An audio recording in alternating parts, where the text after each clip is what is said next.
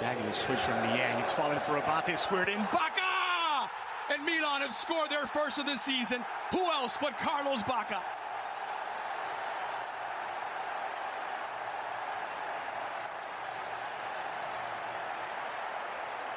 This all starts with a wonderful pass out wide. I believe it was Niang who plays it in perfectly into stride for Abate. Bacca does well to make the run. It is Niang. Identifies that overlapping run of Abate, puts it perfectly into stride for him, and sometimes he's questioned about his crossing ability, but this one taken first time. It's a sensational cross by Ignazio Abate, and Bacca with his pace getting by the two aging center backs, and who else? You create the opportunities for him, he'll most likely put them away. See that defense strength to deal with adverse situations. Excellent switch by Aqua. He's picked out Molinaro. Cross into the heart of the six, and it's an equalizing goal. He hasn't had many chances, Andrea Belotti, but he's put this one away. It's Milan 1, Torino 1.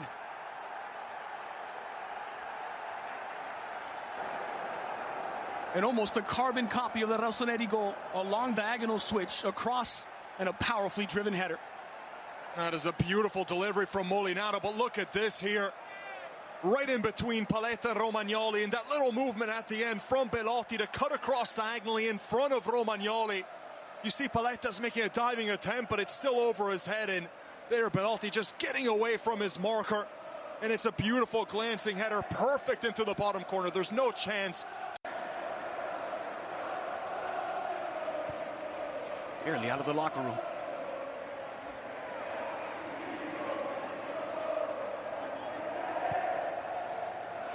Given by Romagnoli. Yang. Delivered for Carlos Bacca, who makes no mistake. Another wonderful ball from Mbaye Niang, and it's a cool finish from the Colombian. It's Bacca 2, Belotti 1.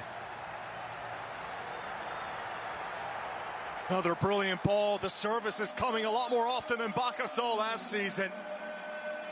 And it starts, surprise, surprise, another long ball from the back, Romagnoli. This is one of the things he said he had. Actually said he had feet like Zinedine Zidane, if you can take that seriously. Well, that's a ball that looked very much like a Zizou pass back in the day.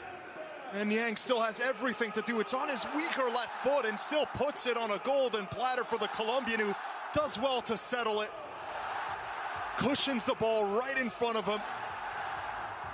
And still a bit of both Suso and Abate, and here inside the box one-on-one. He's so good when he's taking on the defender like that with those quick step overs. He's always going to have that burst of acceleration to beat Moretti, and then he gets bundled over. That looked like a clear penalty. And you have contact from behind Obi, not much of a protest either. And Bacca going for the hat trick.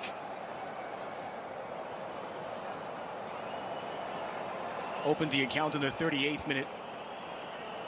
And after Torino's equalizer, put Milan back in front in the 50th. Now in the 62nd, a chance to put some cushion for themselves in the Granata. It's Carlos Bacca against Daniele Padelli. Bacca made no mistake once more. A hat trick for Carlos Bacca. It's Milan 3, Torino 1. And an early lead in the Capocannoniere standings for the Colombian. Oh, he's on pace to score more than 100 this season, Bacca. So watch out for Higuain's 36-goal record mark of the previous campaign. He just makes it simple, right down the middle, rifles it as Padelli guesses to his right.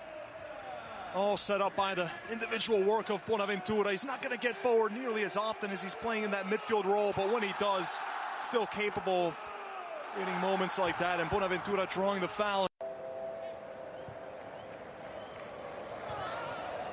Hit down, but into the path of Baselli. Didn't have an opening to fire, may have one yet, and he's pulled one back. The substitute, Daniele Baselli, off the bench on the score sheet, and with 4 minutes added on, Torino have a shot. Oh, that's why you had to play Baselli a bit earlier. The things he can create from that midfield spot. This is a wonderful run. It seemed like the Milan players, assuming Baselli would have passed this one in, but he does well to just blow by the two defenders again. See the lack of pace from Romagnoli on the turn there, and Baselli one-on-one far post. It was a great build-up. Strong cross in, Moretti in the air. And he's pointed to the spot. A penalty and a chance to level. Paletta in disbelief in the 94th minute of 4 minutes added on. It's a second yellow card for Gabi Paletta. And Torino with a chance to snatch a draw from the jaws of defeat.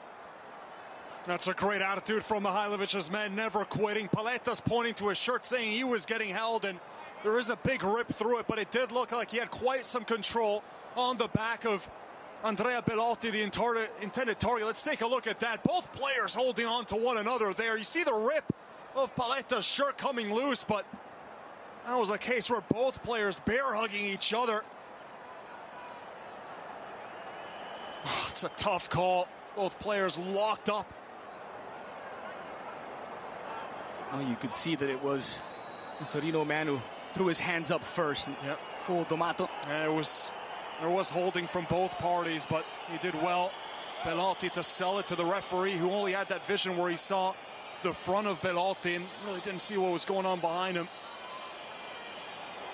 Either way, what a comeback this would be for Torino.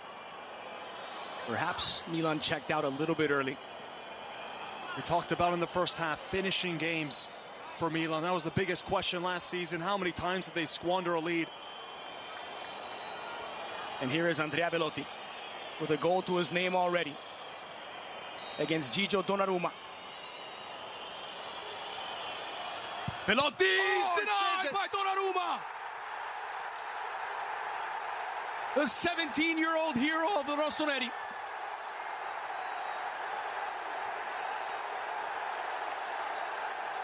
What a moment for Donnarumma. He saves the game and, more importantly, gives Milan 3 points.